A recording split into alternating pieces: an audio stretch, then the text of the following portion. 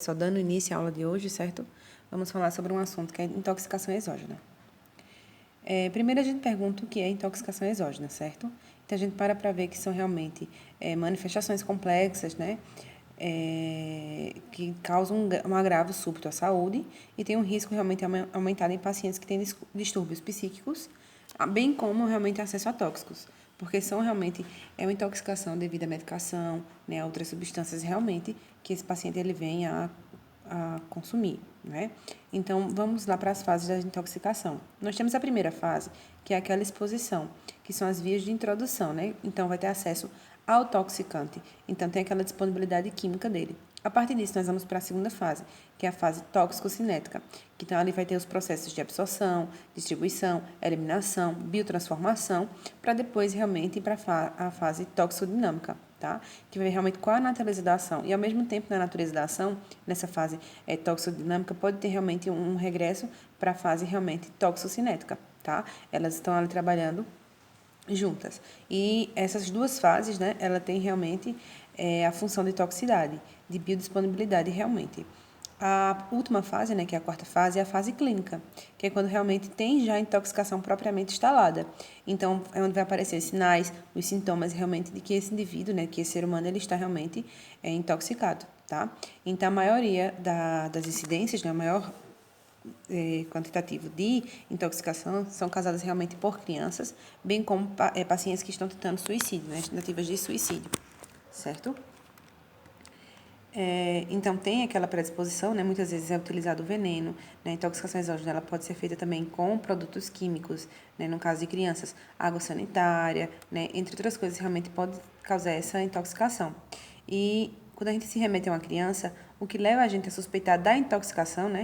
E os sinais e sintomas que são clássicos de intoxicação em crianças e até mesmo adolescentes, né? São eles: vômito, salivação excessiva, sonolência, desorientação, dificuldade de respirar, o próprio desmaio, convulsões, né? Lesões ou queimaduras realmente nas mucosas, né? Boca, lábios, tal. Bem como na pele também pode ter essa lesão, certo? Então, vai ter cheiro característico de algum produto, né? O cheiro na roupa, né? Essas coisas, realmente, os objetos ao redor, eles vão ter esses cheiros característicos, no caso, principalmente de veneno ou realmente desses elementos, componentes químicos, tá? Então, isso vai acontecer, bem como também é normal uma alteração súbita do comportamento no estado de consciência, tá? Quando suspeitar, quando a gente para ver esses quadros de início súbito sem motivo evidente, por exemplo, é uma história inconsistente ou até mesmo bizarra, né? Uma história realmente bizarra, certo? Vítimas de trauma crânioencefálico, alterações mentais como convulsão, coma, né? Acidose metabólica, as arritmias cardíacas súbitas e até mesmo choque, tá? Então, pode acontecer isso, bem como a intoxicação exógena, ela também pode ser realmente de um resgate realmente de incêndio. Então, todas as emergências que têm sintomatologia estranha, elas podem realmente causar essa suspeita, né? Levantar essa hipótese de estar suspeita realmente de intoxicação. Os fatores importantes para uma intoxicação são justamente o tempo de exposição, a concentração do agente, a toxicidade do agente, as vias de exposição e as circunstâncias realmente da exposição, tá? As vias realmente de absorção mais comuns são a inalação, né, que são aquelas intoxicações por inalação, a intoxicação dérmica e a principal que a gente vê muito é a intoxicação por ingestão, tá? E também pode ter a via realmente de intoxicação e absorção realmente por via endovenosa. Então, atendimento pré-hospitalar básico e avançado suporte de vida, né? Então, vai estar ali os socorristas, auxiliares técnicos de enfermagem prestando esse atendimento. Então, toda e qualquer suspeita, né, o comportamento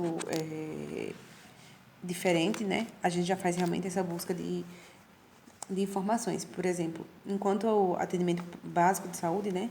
A gente já pegou uma adolescente de 12 anos de idade e ela estava realmente com um quadro de inconsciência, evoluiu para parada cardiorrespiratória, né? E até então a gente não sabia o porquê.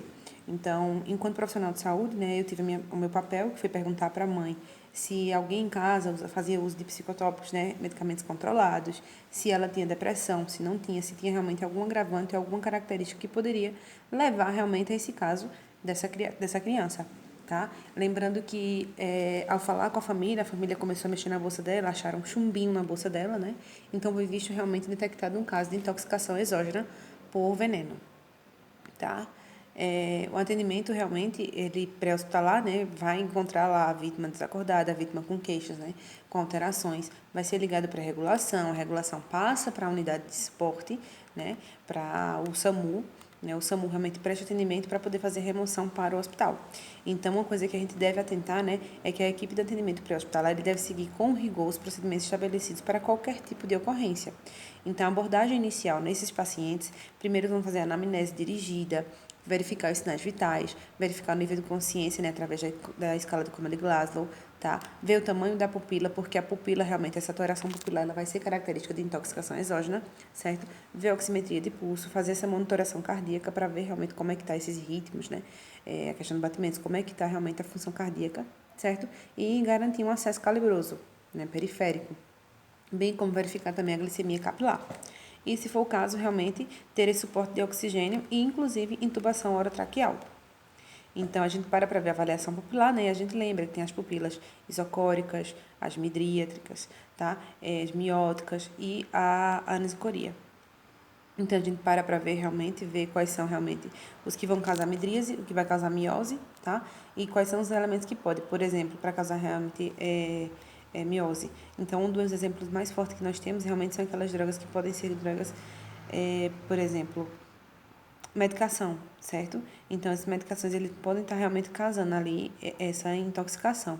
No caso das pupilas midríaticas, né, nós vamos ter realmente casos realmente com medicação e com uso também de drogas, por exemplo, LSD, tá? Cocaína também vai estar associada realmente a essas alterações pupilares, certo? Então, observem o vídeo bem direitinho, como a gente pode encontrar em caso de intoxicação exógena. É muito característico mesmo a gente encontrar, ó, tá? E tá avaliando realmente essa pupila desse paciente, tá? O atendimento pré-hospitalar vê qual é a situação, né? Qual o estado realmente, como pode evoluir, qual o potencial de ação, né? Como é que vai ter e o que devo realmente fazer para controlar, né? Quais são as ações e os recursos que podem ser utilizados para realmente estar fazendo essa questão. Então, antes de qualquer coisa, inspeciona o local, investiga as bolsas, investiga o quarto, investiga os lugares que estavam antes, vê se tem resíduos, né? Se tem cartelas de medicamentos, se tem exposição a veneno próximo, certo? Porque sempre ficam os vestígios.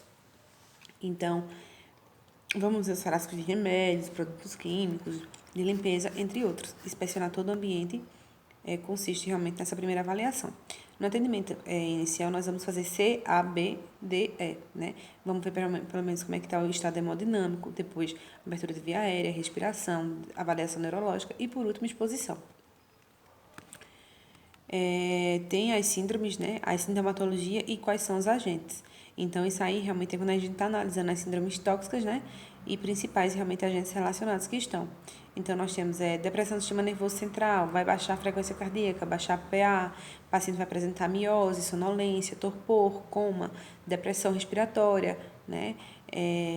Vai estar ali realmente causando isso. E os principais causadores, né, nesse caso, carbamazepina, o etanol, as drogas apoides, os antidepressivos, né? Então, vai ter realmente todas essas síndromes, né? E, consequente a isso, cada síndrome vai ter sua sintomatologia. Lembrando que a maioria delas são parecidas, o que vai mudar muito também e ajudar nessa classificação é justamente o tipo de pupila, avaliação pupilar. Então, é importante que vocês conheçam, né, os tipos de pupila, as alterações pupilares, para que estejam fechando esse diagnóstico quanto à intoxicação e bem como as síndromes realmente tóxicas, certo? E aí, vamos lá. E se for intoxicação acidental de múltiplas vítimas? E aí?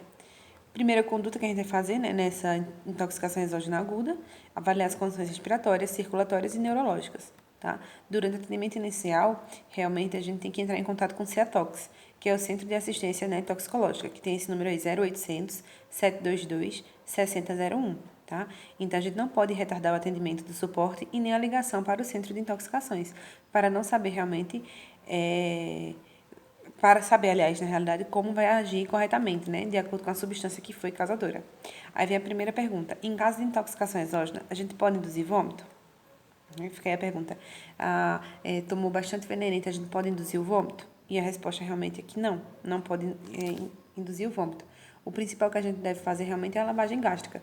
Lembrando que a lavagem gástrica ela vai ter realmente uma eficiência até 2 horas. Lembrando que quanto mais cedo for feito, melhor vai ser. Então, essa lavagem ela vai ser feita com uso de carvão ativado, né? Vai ser calculado realmente a gramatura do carvão ativado pelo peso do paciente, né? Pela situação.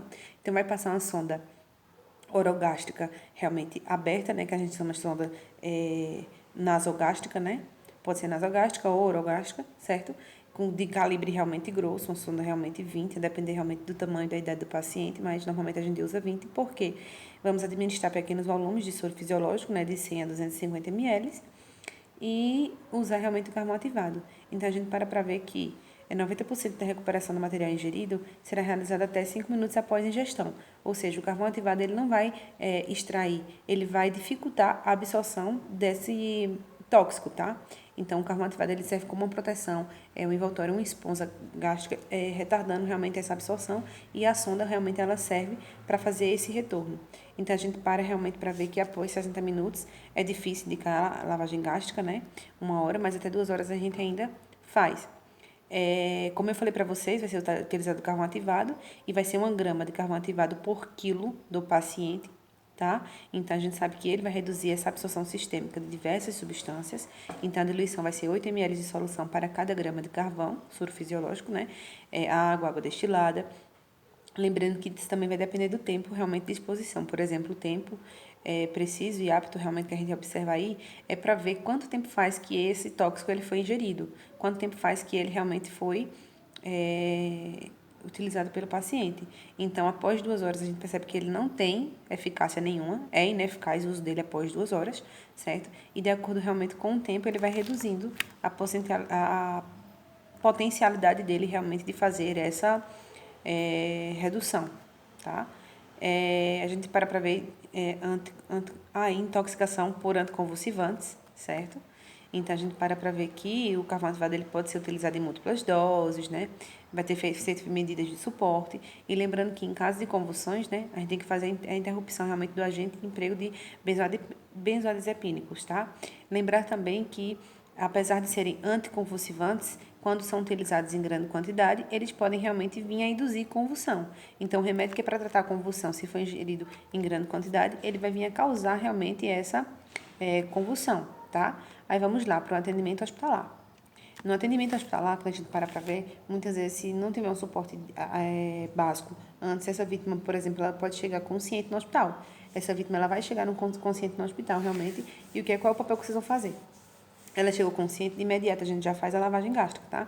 Independente realmente de estar consciente ou inconsciente, a gente já faz a lavagem gástrica. Lembrando que o paciente consciente, a gente pode também pedir para que, ao invés de passar a sonda, ele tome o carvão ativado. Vai realmente causar náuseas, vai ser difícil para tomar, mas paciente consciente, a gente consegue realmente pedir para que ele possa tomar esse carvão ativado por via oral, tá? Isso também pode ser feito.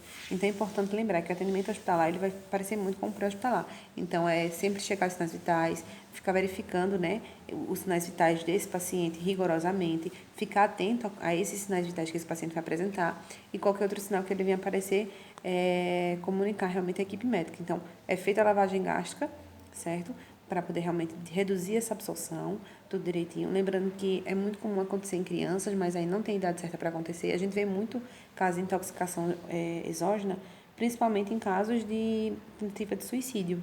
Então, é muito claro realmente e muito comum acontecer tentativas de suicídio. E nessas tentativas de suicídios, a gente consegue realmente ainda reverter o quadro, quando realmente é encontrado cedo, por exemplo. Tem uma estimativa de, mora sozinho, a gente não sabe quanto tempo realmente faz que ele se intoxicou, que ele realmente veio a utilizar a medicação, a gente não sabe quanto tempo faz, que ele usou o veneno, não sabe. Então, nessas condutas, a gente faz realmente a lavagem gástrica por não saber o tempo.